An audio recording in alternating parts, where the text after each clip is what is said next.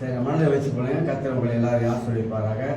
இந்த கால வேளையில் ஸ்டீவன் நம்ம மத்தியில் இருக்காரு. எனக்கு தெரியாத அன்றைக்கி வருவார்னு சொல்லிட்டு, அதனால் வந்திருக்கிற ஊழியக்காரரை நான் சொன்னேன், என் வசனத்தை ஷேர் பண்ணுங்கள், கர்த்தர் ஆசீர்வதிப்பார் அப்படின்னு சொல்லி. ஆக நம்ம மத்தியிலே கால வேளை அவர் இருக்கிறாரு. அவருடைய மருமகள்லாம் வந்திருக்கிறாங்க. கர்த்தர் அவங்க ஆசீர்வதிப்பாராக. ஒரு கரவழியோட கோயம்பேஸ்வர் ஸ்டீவன் அவர்கள் நான் வரவேற்கிறேன்.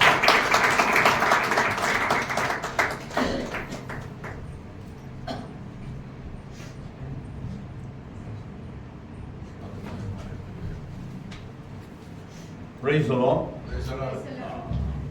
It's nice to meet each and everyone here. I hope you can understand my Tamil. தமிழில் விளங்கணும்னு நினைக்கிறேன். கர்த்தர் நல்லவர். ஒரு விசை நாம் கண்களை மூடி ஜெபம் செய்வோம். நல்ல தகப்பனே, இந்த காலை வேளைக்காகவும் நாங்கள் ஸ்தோத்திரிக்கிறோம், துதிக்கிறோம். ஆண்டவரே, எங்களை அழைத்திருக்கிறேன். இந்த அழைப்பை நாங்கள் சரியாக பயன்படுத்தி உம்முடைய சமூகத்தில் உம்முடைய ராஜ்யத்தை கட்டுகிறவர்களாக எங்களை மாற்றும். ஏனோ தானோ என்று இல்லாதபடி மெய்யாகவே உன் சமூகத்தில் உன் ராஜ்யத்தை கட்டுகிறவர்களாக எங்களை எடுத்து பயன்படுத்தும். இயேசுவின் நாமத்திலே ஜெபிக்கிறேன் எங்கள் ஜீவனுள்ள தேவனே, ஆமென், ஆமென். நாம் எடுத்துக்கொள்வோம் சங்கீதம் 19ஆம் சங்கீதம்.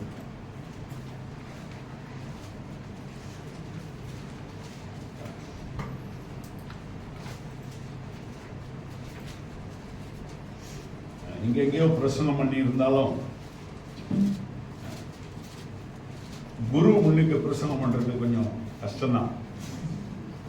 என்னுடைய பாஸ்டர்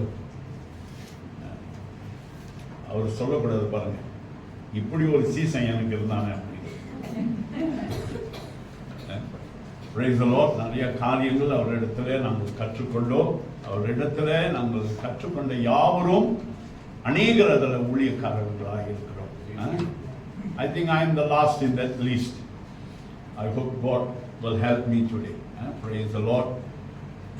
இந்த வார்த்தையை ஆண்டவர் இந்த நாளிலே உங்கள் மத்தியிலே உங்களை எழுப்புவார். Amen.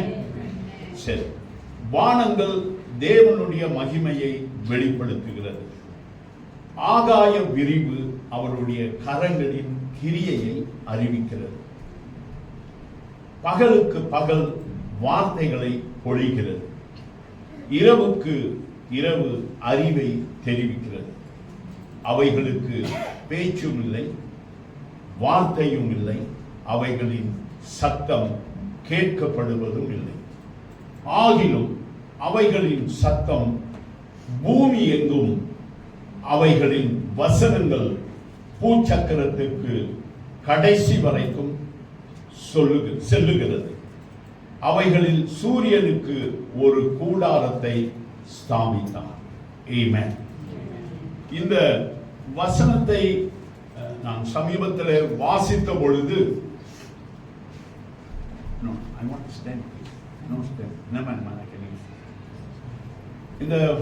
இந்த வசனத்தை வாசித்த பொழுது அநேக தரம் வாசித்திருந்தாலும் இந்த முறை நான் வாசித்த பொழுது ஒரு காரியம் எனக்கு வந்தது. இந்த இயற்கை தன்னை மெச்சிக் கொள்ளாமல், தன்னை புகழ்ந்து கொள்ளாமல் ஆண்டவருடைய மகிமையை வெளிப்படுத்துகிறது. ஆண்டவருடைய நாமத்தை வெளிப்படுத்துகிறது, இல்லைங்களா? இதை நான் வாசிக்கும் பொழுது மத்தேயு 5:16 உள்ள ஒரு வசனம் எனக்கு ஞாபகத்துக்கு வந்தது. இவ்விதமாக நம்முடைய நற்கிரியைகளை கண்டு உலகத்தில் உள்ளவர்கள் பரத்தில் இருக்கும் பிதாவை மகிமைப்படுத்த வேண்டுமா? ஒருவர் வாசிக்கிறீங்களா? மத்தேயு 5:16. நல்லா சத்தமா வாசிங்க ப்ளீஸ். இவ்விதமாய் மனுஷர் உங்கள் நற்கிரியைகளை கண்டு பரலோகத்தில் இருக்கிற உங்கள் பிதாவை மகிமைப்படுத்தும்படி உங்கள் வெளிச்சம் அவர்கள் முன்பாக பிரகாசிக்க கடவுது. பாருங்க, இங்க நம்முடைய நற்கிரியை, நம்முடைய வாழ்க்கை மற்றவர்களுக்கு ஒரு பெரிய ஒரு வெளிச்சமாய் இருக்க வேண்டும், சாட்சியாய் இருக்க வேண்டும். அப்படிதான் இயற்கையும் இருக்கிறது. சமீபத்தில் recently I met a Russian lady, a young lady. உங்க பேர் என்னன்னு கேட்டேன். அவங்க சொன்னாங்க I'm Janet, but I don't practice the Christian faith அப்படின்னு சொன்னாங்க. ஆனாலும் அவங்க கிட்ட எனக்கு கொஞ்சம் பேசிட்டு அவங்க மகளுக்கு ஜெபம் பண்ணிட்டு வந்தேன். யங் லேடி, சின்ன பிள்ளை. அவங்க சொன்ன ஒரு காரியம், நான் கிறிஸ்தவள் தான், ஆனாலும் அதன்படி நான் வாழ்கிறவள் இல்லை. நல்ல வசதியானவங்க.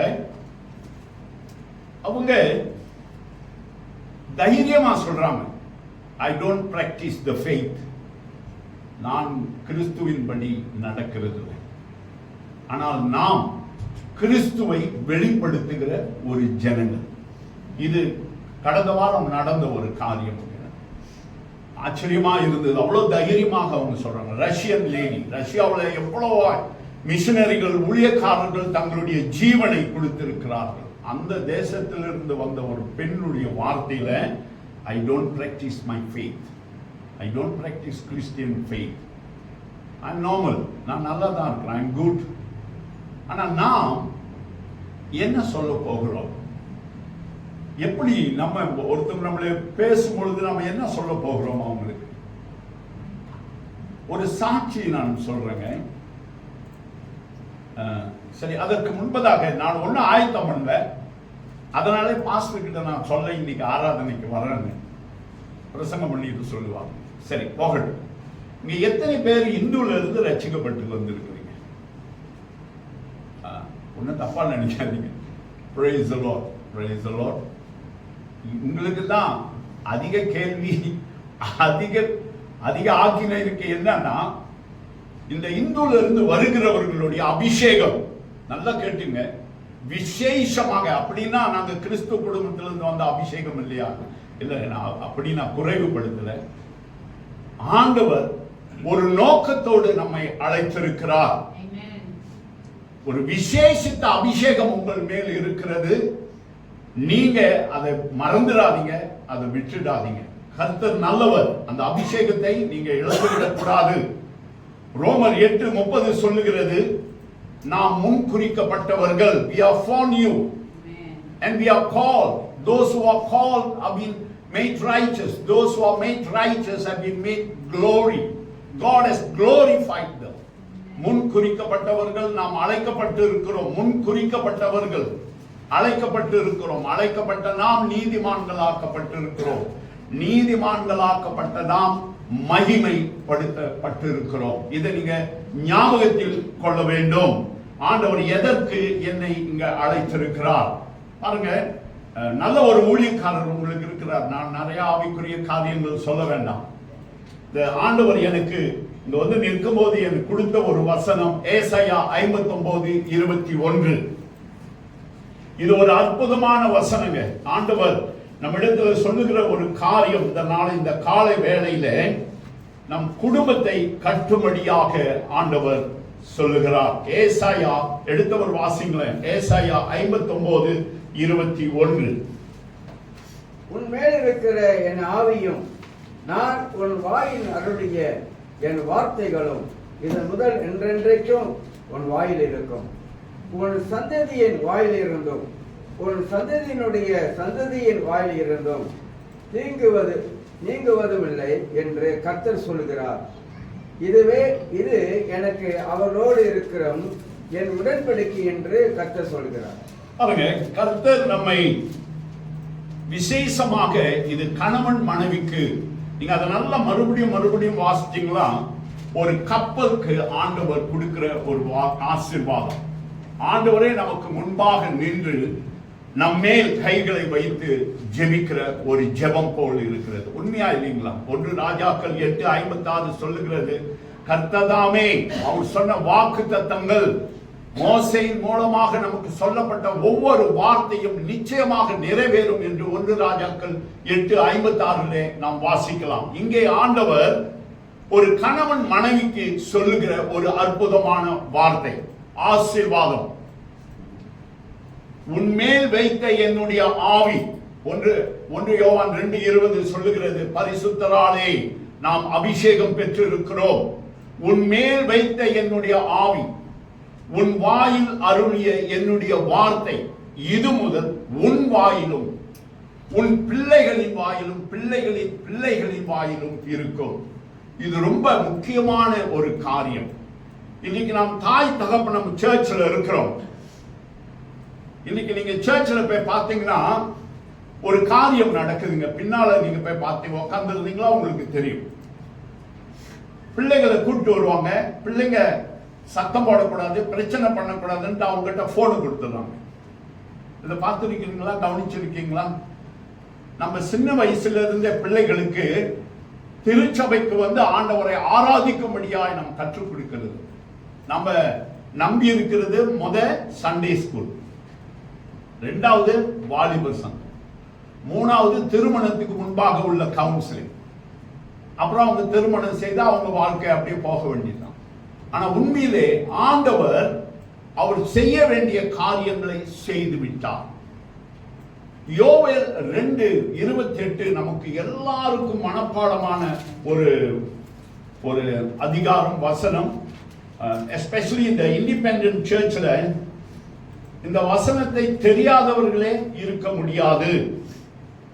கடைசி நாளிலே மாமிசமான யாவர் மேலும் என் ஆவியை ஊற்றுவேன். அதோட நம்ம நிப்பாட்டிடுவோம், சரிதானே? அதுக்கு பிறகு என்ன கதையே அதுக்கு பிறகுதான் ஆரம்பம். விளங்குதா? கதையே அதற்கு பிறகுதான் ஆரம்பம். அந்த ஆவியை நம் மேல் ஊற்றினாரே, அது என்ன நடக்கிறது என்பதை ஆண்டவர் அங்கே சொல்லுகிறார், இல்லைங்களா? அப்பொழுது உங்கள் குமாரரும் உங்கள் குமாரத்திகளும் தீர்க்க தரிசனம் சொல்லுவார்கள். உங்கள் மூப்பர் சொப்பனங்களையும் உங்கள் வாலிபர் தரிசனங்களையும் காண்பார்கள். பாருங்க, அப்பொழுது உங்கள் குமாரரும் உங்கள் குமாரத்திகளும். நல்லா நம்ம யோசித்து பார்ப்போங்க. நம்ம ஒரு குடும்பம், எனக்கு தெரியல நீங்க என்னை எப்படி யோசிப்பீங்களோ எனக்கு தெரியல. நம்முடைய பிள்ளைகள் எப்ப தீர்க்க தரிசனம் சொல்றாங்களா? அது எந்த வயசுல நடக்கும்? 60 வயசுலயா? திருமணமான பிறகா? பிரச்சனை வந்த பொழுதா? இல்ல அவங்க வாலிபத்தில் ஆண்டவர் அவங்களை சந்திக்கும் பொழுது அவர்கள் தீர்க்க தரிசனம் சொல்வார்களா? எப்பங்க சொல்லுவாங்க? All the while we depend on the church, we depend on the pastors. We don't know who we are. We carry the crown of priesthood, royal priesthood. ஞாபகம் வைத்துங்க, நம்ம எப்பயுமே சபையை நம்பிக்கிட்டு இருக்கோம், அது தப்பு இல்லை. பாஸ்டரை நம்பிக்கிட்டு இருக்கோம், அது தப்பு இல்லை. பாஸ்டருக்குள்ள பாடுகள் அவங்களுக்கு இருக்கு. எரேமியா 3:15 சொல்லுகிறது, என் இருதயத்திற்கு ஏற்ற ஊழியக்காரனை உனக்கு நான் கொடுப்பேன், உங்களுக்கு கொடுப்பேன். சும்மா ஒரு ஊழியக்காரன் வந்து நிற்கிறது. இன்றைக்கு நம்ம பிள்ளைகளை வளர்க்க வேண்டிய இந்த பொறுப்பை ஆண்டவர் நமக்கு கொடுத்திருக்கிறார். இது எங்கிருந்து ஆரம்பமாகிறது? எனக்கு இதை பத்தி தெரியாத அப்படின்னு நாம் சொல்வோமானால் நீ பைபிள் வாசிக்கிறதே இல்லை. I tell you, if you want to have a closer relationship with God, to have a divine intimacy with God, you must read Psalms every day. And if you want to walk with God and to win the soul in the world, you must read the book of Proverbs every day, at least a chapter. You will be transformed. You will be sanctified. You will have the leading of God. பாருங்க, நம் சங்கீதத்தை ஒவ்வொரு நாளும் கண்டிப்பாக ஒரு சங்கீதமாவது நாம் வாசிக்க வேண்டும். அப்பொழுதுதான் நம் தேவனோடு இருக்கும் உறவு இன்னும் நெருங்கி சேரும். ஒவ்வொரு நாளும் நீதிமொழிகள், நீங்க தியானம் பண்றது வேறங்க, அது வேற. வேதத்தை வாசிப்பது வேற. ஆனால் இந்த சங்கீதமும் நீதிமொழிகளும் ஒவ்வொரு நாளும் நாம் வாசிக்க வேண்டும். நீதிமொழிகளை வாசிக்கும் பொழுது எப்படி நடக்க வேண்டும் என்று நாம் கற்றுக்கொள்வோம். நீதிமொழிகள் அது ரொம்ப முக்கியம். எந்த அளவு நம்முடைய பிள்ளைகளுக்கு அதை நாம் கற்றுக் கொடுக்கிறோம்? இது எங்க ஆரம்பமாகிறது? அதுதான் கேள்வி. நான் எப்படி என் பிள்ளைக்கு சொல்லிக் கொடுப்பேன்? எனக்கு அந்த அளவுக்கு ஞானம் இல்லையே, அந்த அளவுக்கு எனக்கு ஞானம் இல்லையே. 1 யோவான் 2:27 ஒரு அற்புதமான ஒரு வெளிப்பாடை கொடுக்கிறதுங்க. 1 யோவான் 2:27 தரிசன வாசிங்க வருதுங்க. 1 யோவான் 2:27 நீங்கள் அவராலே பெற்ற அபிஷேகம் உங்களில் நிலைத்திருக்கிறது, ஒருவரும் உங்களுக்கு போதிக்க வேண்டியதில்லை. அந்த அபிஷேகம் சகலத்தையும் குறித்து உங்களுக்கு போதிக்கிறது. அது சத்தியமாய் இருக்கிறது, பொய்யல்ல. அது உங்களுக்கு போதித்தபடியே அவரில் நிலைத்திருப்பீர்களாக. ஆமென். பாருங்க, we must hear the voice of God. இந்த அபிஷேகம் உள்ள எல்லாரையும் அவர் அபிஷேகிக்கிறார் இல்லைங்களா? எல்லாரையும் அவர் அபிஷேகிக்கிறார். Pastor, how many minutes? Half an hour. இப்போ எப்போ ஸ்டார்ட் பண்ணணும்னு தெரியல. 15 minutes இருக்குமா? சரி, ஓகே, சாரி. ஓகே, இந்த அபிஷேகம் பாருங்க, அதை நல்லா வாசிக்கும் பொழுது ஒருவனும் உனக்கு கற்றுக் கொடுக்க வேண்டியதில்லை. அப்படின்னா என்ன அர்த்தம்? ஆவியானவர் நமக்குள் இருந்து நமக்கு போதிப்பார். பாருங்க, என்னுடைய வாழ்க்கையில ஒரு சின்ன சாட்சி சொல்லி நான் கடந்து போறேன். என் சிஸ்டர் இங்க இருக்காங்க, அவங்களுக்கு தெரியும் எந்த அளவு நான் கிறிஸ்துவுக்கு விரோதமாய் எழும்பினேன்னு அவங்களுக்கு தெரியும். ஒரு முறை நிறைய காரியம் இருக்கு, அதை நான் சொல்ல விரும்பல. இப்ப இட்ஸ் லேட். நான் வேலை விட்டு வரும் பொழுது ஒரு சத்தம் எனக்கு கேட்டது. ஏன்னா அதுக்கு முன்பு நிறைய சுவிசேஷம் சொல்லியிருக்காங்க, நான் நிறைய விரோதமாய் திருச்சபைகளுக்கு எழும்பி இருக்கிறேன். வரும் பொழுது ஒரு சத்தம், I've chosen you to win the soul, not to win the world. I've chosen you to win the soul, not to win the world. நான் உன்னை ஆத்துமாவை ஆதாயப்படுத்த தெரிந்து கொண்டேன், உலகத்தை அல்ல. இந்த சத்தம், I don't understand what is soul, what is the world means, really, to be honest to you. ஆத்துமா, உலகம் என்னன்னா எனக்கு தெரியல. அப்படி இருக்கிற காலத்துல ஒரு அப்பயும் நான் இயேசுவை ஏற்றுக்கொள்ள, ஆனா எனக்கு தெரியுது இந்த சத்தம் இது இயேசுவோட சத்தம் தான் எனக்கு தெரியுது. ஆனா என்னை நான் ஒப்பு கொடுக்க விருப்பம் இல்லை. நான் அந்த பட்டணத்தில் அவ்வளவு வைராக்கியமாய் இருந்தவன், கிறிஸ்தவர்களுக்கு விரோதமாய் எழும்பினவன். ஒரு நாள் ஆண்டவர் ஒரு சத்தம் எனக்கு கேட்க ஆரம்பித்தது. நானே உன் தேவனாகிய கர்த்தர். ஒரு 23 வயசு இருக்கும், 24 வயசு சரியா. நானே உன் தேவனாகிய கர்த்தர். அந்த சத்தம், இதை ஏன் நான் சொல்றேன்னா, ரட்சிக்கப்படாத ஆண்டவருக்கு விரோதமாய் இருக்கிற என்னை போன்ற ஒருவனோடு ஆண்டவர் பேசுவார் என்றால், ஒவ்வொரு நாளும் வேதத்தை வாசிக்கிறோம், ஒவ்வொரு வாரமும் நல்ல ஒரு வார்த்தைகளை நாம் கேட்கிறோம். என்னோடு ஆவியானவர் பேசவில்லை என்றால் அதை நாம் எப்படி சொல்றது, என்னன்னு சொல்றது எனக்கு விளங்கல. இந்த சத்தம் ஒரு நாள் முழுதும் எனக்கு கேட்டது. எனக்கு தெரிஞ்ச என்னால அதை தாங்க முடியல. ஒரு ஏஓஜி பாஸ்டர் ரூத், அவங்க பிள்ளை இறந்துட்டாங்க, கர்த்தரோடு இருக்காங்க.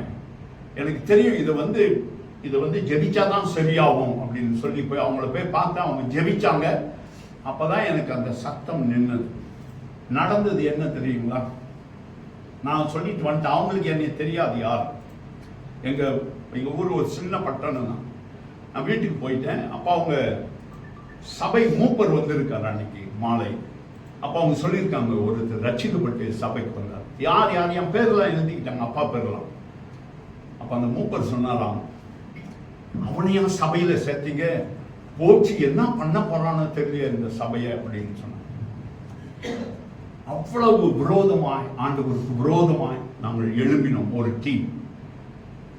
ஆண்டவர் இப்படிப்பட்ட ஆத்துமாக்களோடு பேசுவார் என்றால் சபையில் அமர்ந்திருக்கிற நம்மோடு எவ்வளவு பேசுவார்.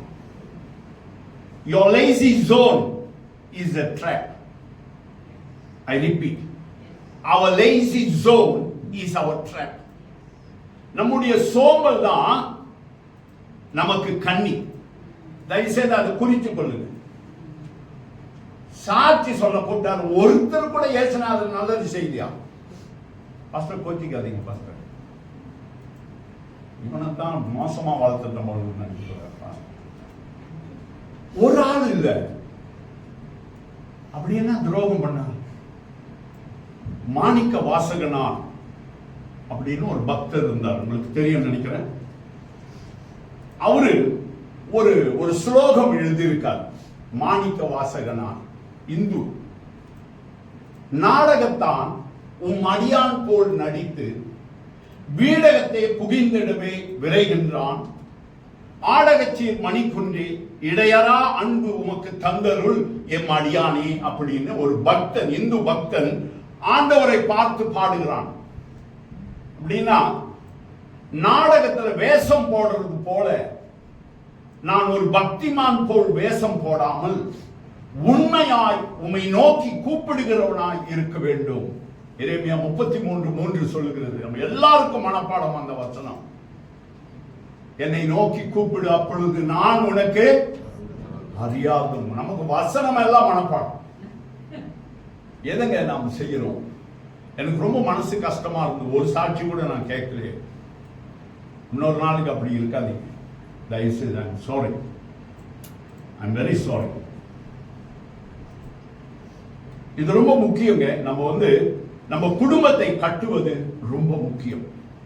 நம்ம குடும்பம் தான் நம்மளுடைய ஆசீர்வதிக்கும். நம்ம பிள்ளைகளுக்கு நாம் தான் ஊழியக்காரர்கள், நான் தான் பாஸ்டர், நாம தான் பிஷப், எல்லாம் நாம தான். பாஸ்டர் அவர் ஊழியத்தை செய்யறாரு, நாம் பெற்றோர்களாக இருக்கிற நாம் என்ன செய்கிறோம்?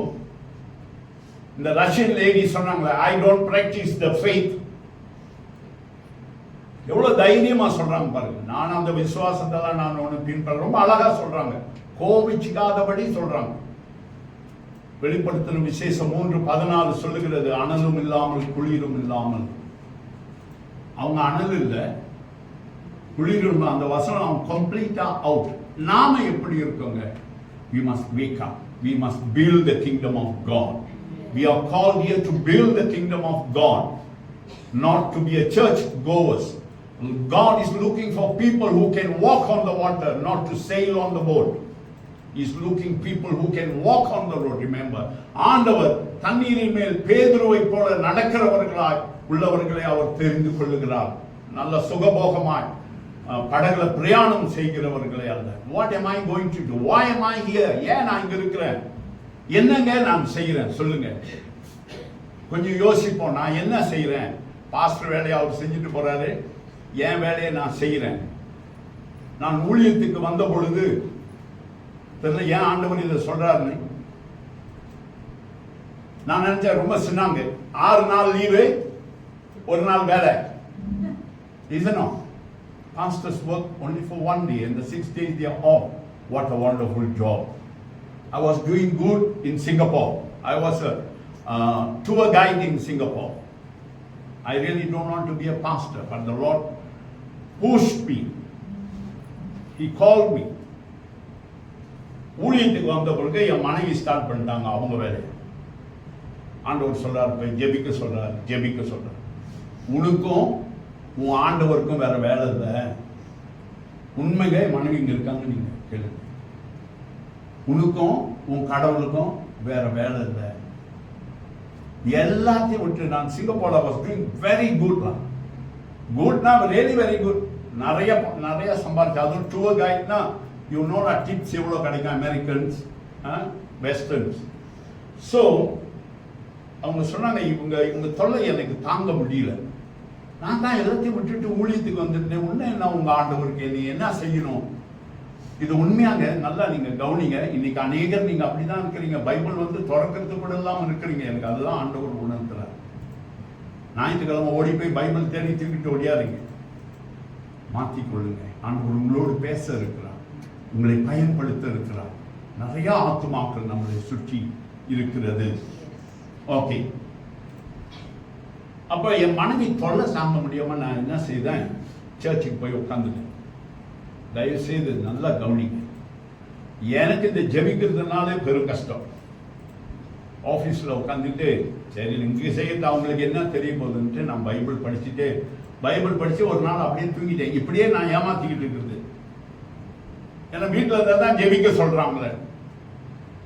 ஒரு நாள் அப்படி படித்து தூங்கிட்டு இருக்கும் போதே ஒரு சத்தம் கேட்டது. என்ன சத்தம் கேட்டிருக்கும்? மகனே நான் உன்னை நேசிக்கிறேன்னு கேட்டிருக்குமா? எப்படி கேட்டிருக்கும்?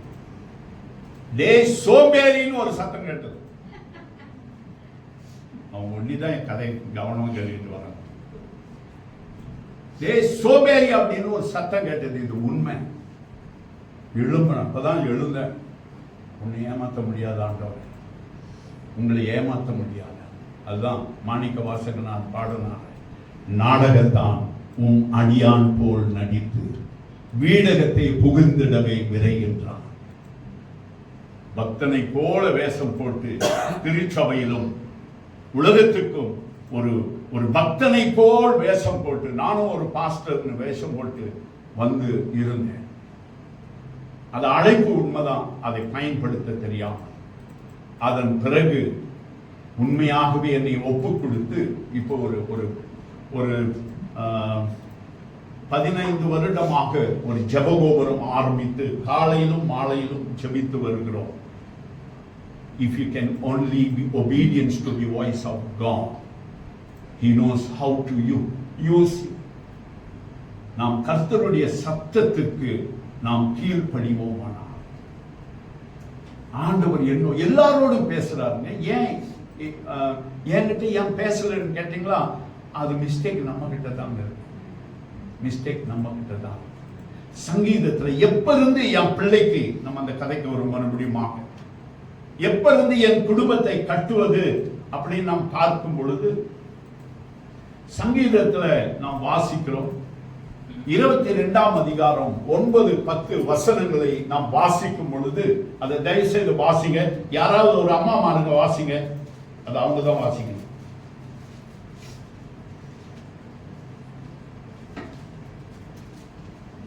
சங்கீதம் 22:9-10.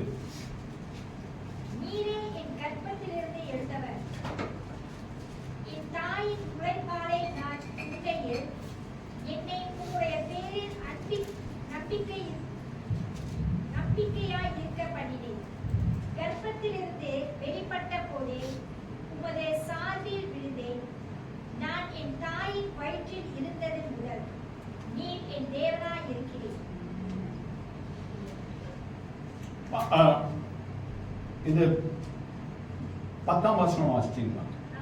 9-10. ஓகே. இங்க நாம் பார்க்கும் பொழுது ஒரு காரியம், ஒரு தாய்க்கு ஆண்டவர், அதாவது நம்ம குடும்பத்தை எப்படி எங்கிருந்து ஸ்டார்ட் பண்ணுது. ஒருவேளை பாஸ்டர் உங்களுக்கு சொல்லி இருக்கலாம், பட் ஏன் கர்த்தர் எனக்கு உணர்த்துறதுனால இதை நான் உங்களோடு சொல்றேன். யூத பெண்கள் தங்களுடைய பிள்ளைக்கு அவர்கள் தாய்ப்பால் கொடுக்கும் பொழுதே அவங்க ஆரம்பிச்சிடுவாங்களாம், இயேசுவே ஆண்டவர், இயேசுவே ஆண்டவர் என்று. அந்த பிள்ளைக்கு தன்னுடைய தாய்ப்பால் கொடுக்கும் பொழுதே அதை கற்றுக் கொடுப்பார்களாம்.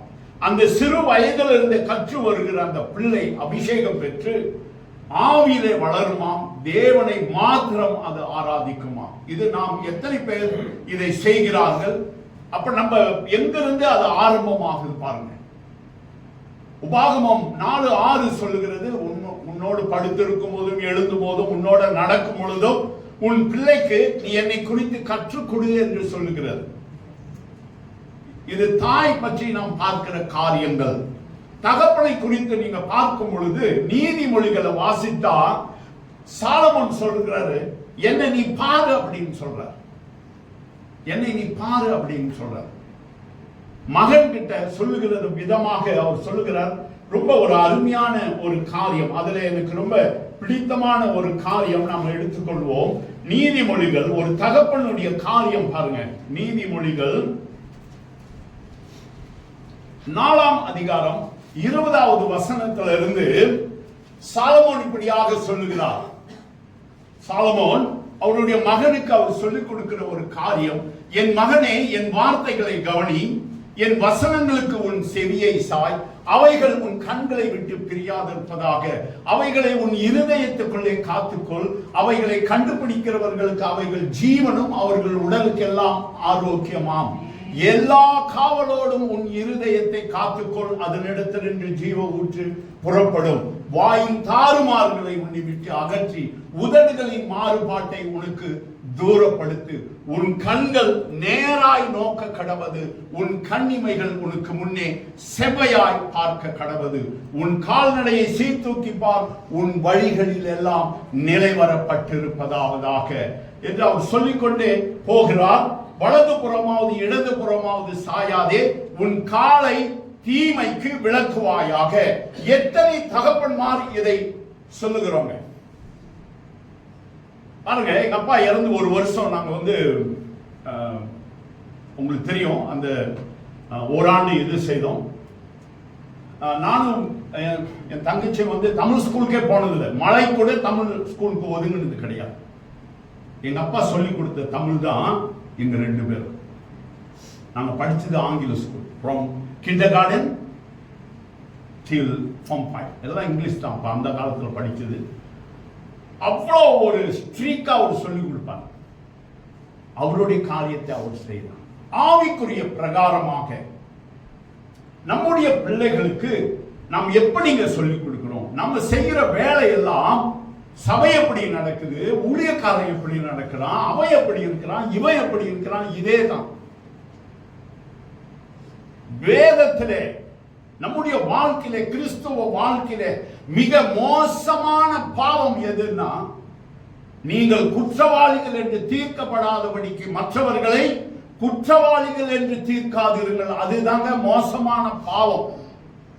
வேதத்திலே சாபமான ஒரு வசனம், ஏசாயா 60:1, உன்மேல் ஒளி வந்தது எழும்பி பிரகாசி என்ற அந்த வசனம் ஒரு சாபமான வசனம்.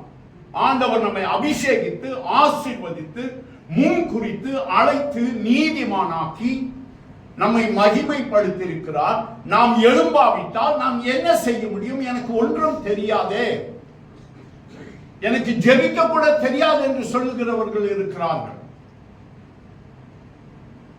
இது நம்ம நல்லா யோசிக்கணும். Any time we may go off, any time, எந்த நேரத்திலும் நாம் விட்டு போகக்கூடிய ஒரு சூழ்நிலை வரும்.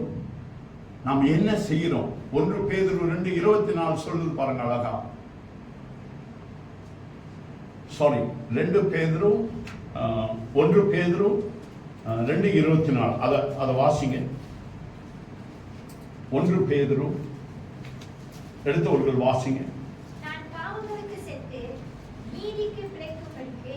ஓகே, நான் பாவத்துக்கு செத்து நீதிக்கு பிழைத்திருக்கும்படிக்கு, that's enough.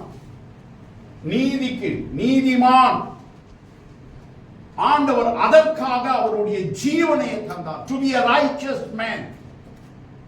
நாங்க நல்லா இருக்கணும்ன்றதுக்காக எங்க அப்பா 7 மணிக்கு தான் வேலை முடிஞ்சு வருவாரு. அதன் பிறகு மணி 10 வரைக்கும் எவ்ரி டே எங்களுக்கு டியூஷன் இருக்கும், தமிழ் டியூஷன் 2 பேருக்கு சொல்லி.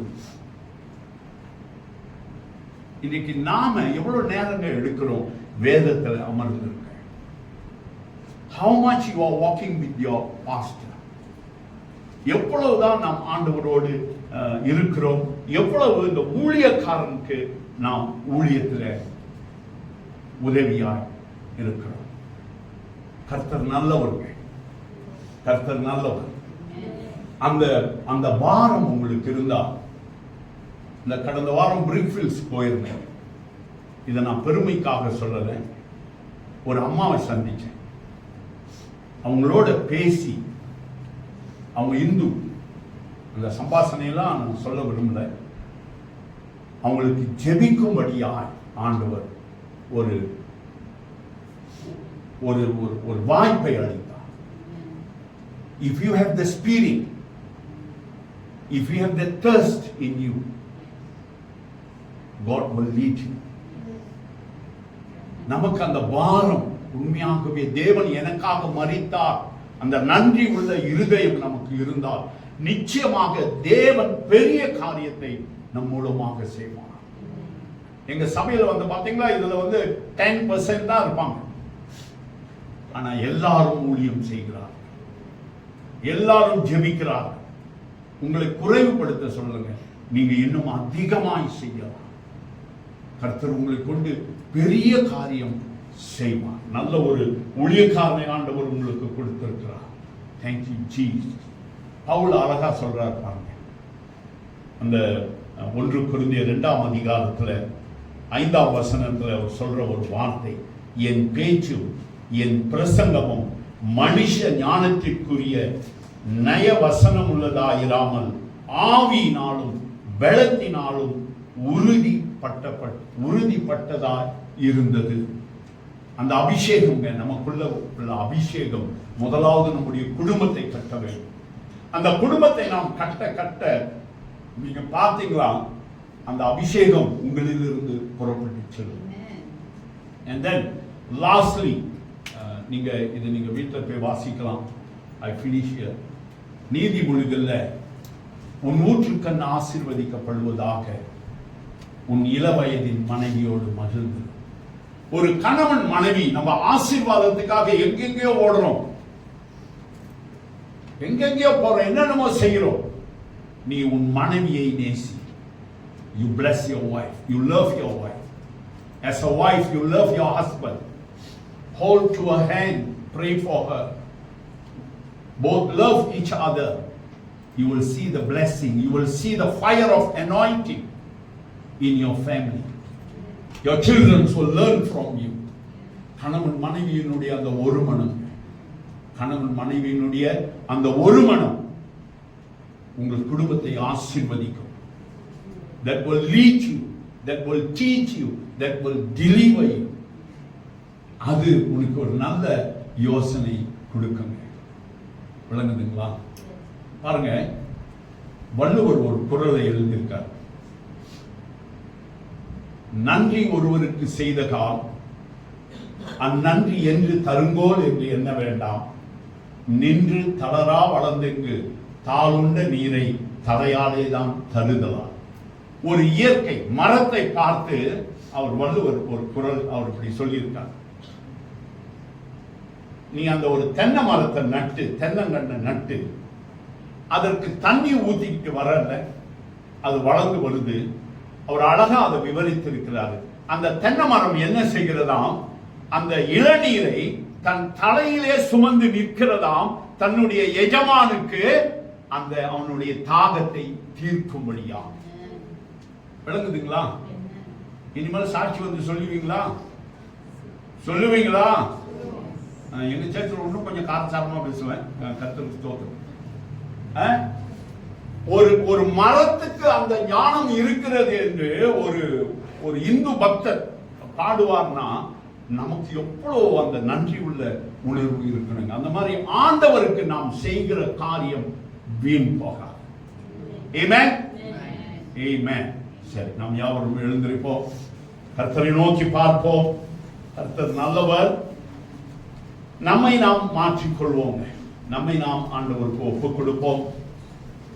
Thank you, Jesus.